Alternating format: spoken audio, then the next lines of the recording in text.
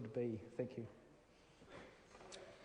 Sir Roger Douglas. Mr Speaker, I want to take up some of the points that the Honourable Mr Parker has talked about.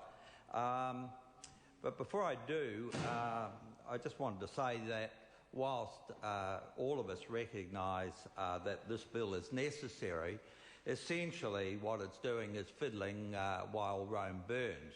What would we, as a government or as a parliament, are doing is essentially borrowing the equivalent of a hospital every week, and we intend to go on for 4 years borrowing $250 million a week or a hospital a week, and frankly that is unsustainable.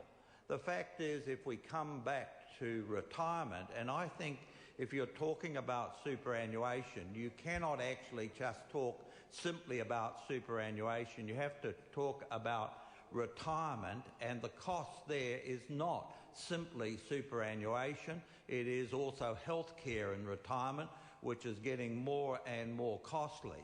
If you look at this year's budget, if you look at provisions, say, in this bill even, what we find is that 60 cents in every dollar of personal tax that each and every one of us here pay and throughout New Zealand goes to the retired.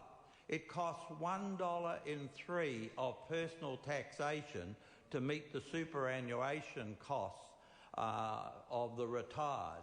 It costs 27 cents in the dollar of every dollar of personal tax to meet the health care cost. That's 60 cents in the dollar, and we've only got a retired population of around 12 or 13%. When it gets over 20%, this country is bankrupt unless we do something about it. And I don't believe that any of the political parties in this chamber have in fact, a policy that would help get us out of it. Our Maori member who spoke in this debate talked about inequality. And whilst I agree with her, I do not agree with the cure. Let us take superannuation, for example. The present superannuation scheme is unfair. It is certainly unfair to Maori. Maori enter the workforce generally at a younger age than most New Zealanders do. They therefore work longer than in the workforce than most New Zealanders do. In other words, they're paying more taxes over their working life, and yet they die at an earlier age on average, and they get nothing. And only a superannuation scheme that is fully funded meet their requirements and many others on low income. And it's the same is true in other areas like education and health. And that's why I advocated the other day in a paper that I published that the first $600 of income should be tax-free, so around about $6,500 extra in people's pay packet. But if people actually took that tax reduction, then they had the responsibility to buy their accident and sickness cover and their health cover and save for their own retirement.